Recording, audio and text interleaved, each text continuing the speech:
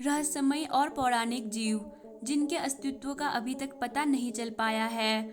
Mysteries and mythical creature. Number 1, dragon.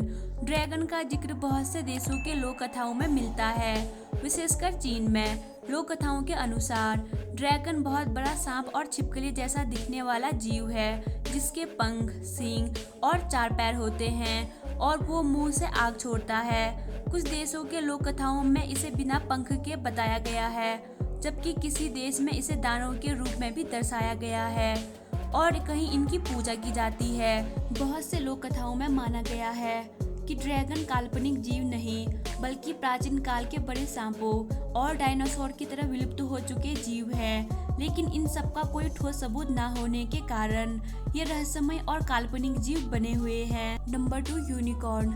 Unicorn एक ऐसा काल्पनिक जीव है जो घोड़े या बकरी की तरह दिखता है, जिसका शरीर का रंग सफेद होता है और माथे पर एक बड़ा सा सींग होता है।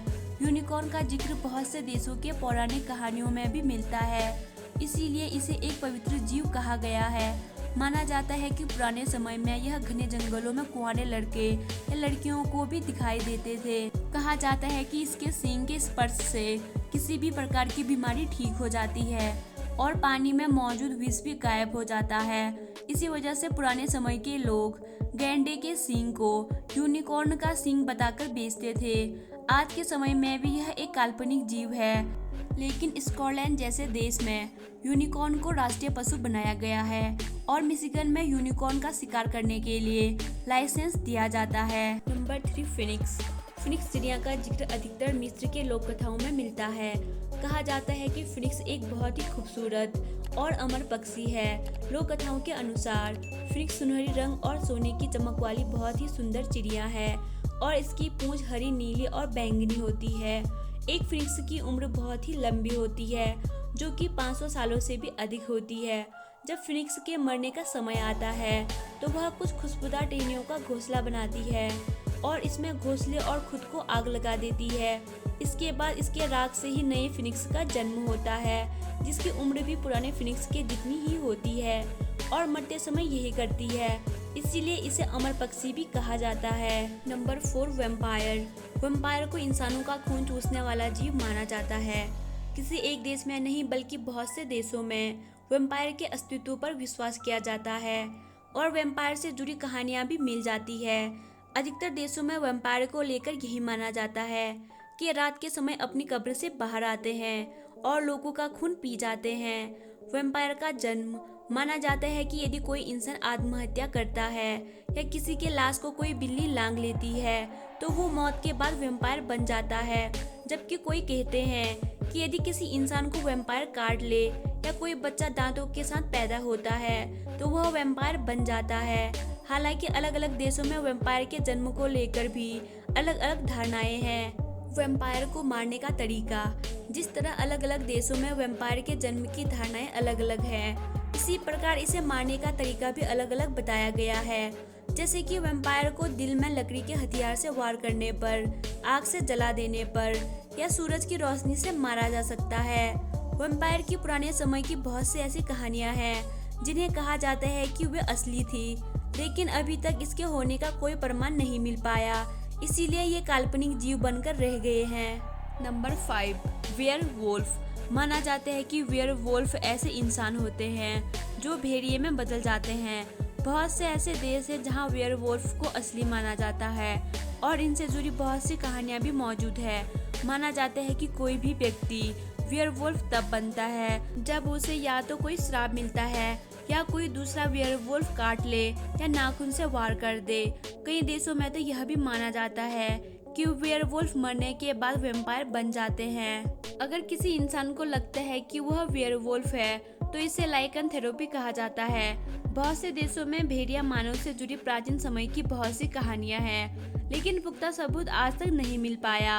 यही कारण है कि यह भी काल्पनिक जीव ही माने गए हैं। Number 6, mermaid. मर्मेड यानी जलपरियां ऐसे समुद्री जीव हैं जिनका ऊपर का शरीर इंसानों का और नीचे का शरीर मछलियों का होता है और इनके पास कुछ शक्तियां भी होती है। बहुत से देशों के पौराणिक कथाओं में जलपरियों का भी जिक्र मिलता है। कहा जाता है कि जलपरियों को गाना बहुत पसंद है, इसीलिए ये कभी समुद्र में गाते हुए दिखाई देती है। जलपरियों की उम्र बहुत लंबी होती है, लेकिन इंसानों की तरह इनमें आत्मा नहीं होती। बहुत से कथाओं में जलपरियों और इंसानों के बीच प्यार और शादी की बात भी बताई गई है। कहा जाता है कि कुछ जलपरियां अच्छी होती है तो कोई बुरी। समुद्र में होने वाली घटनाएं जैसे कि सुनामी, तूफान या किसी का डूब जाना, इन सब को जलपरियों से जोड़कर देखा जाता है। आज के समय में भी बहुत से लोगों द्वारा समुद्र में जलपरियों के देखे जाने का दावा किया है, लेकिन अभी तक पक्के प्रमाण नहीं मिल पाए हैं। नंबर 7, येती। येती के बारे में सभी लोगों की धारणाएं लगभग एक जैसी ही हैं, जैसे कि ये हिमालय के बर्फीली पहाड़ों में पाए जाते हैं, जो दिखने में इंसान व भालुओं के मिश्रण जैसा दिखते हैं, लेकिन आकार में इंसानों से काफी बड़े होते हैं। येती लोगों के लिए बहुत बड़ा रहस्य बना हुआ है। बहुत से लोग इसकी खोज में कई सालों तक लगे रहते हैं। बहुत से लोगों ने पहाड़ियों में येती को देखने का दावा भी किया है और उनका मानना है कि वे विलुप्त भालुओं की कुछ प्रजातियां जैसे दिखते हैं, जबकि किसी को पैरों के ऐसे निशान मिले हैं जो इंसानों से काफी बड़े आकार के हैं, जो येती के होने का इशारा देती है।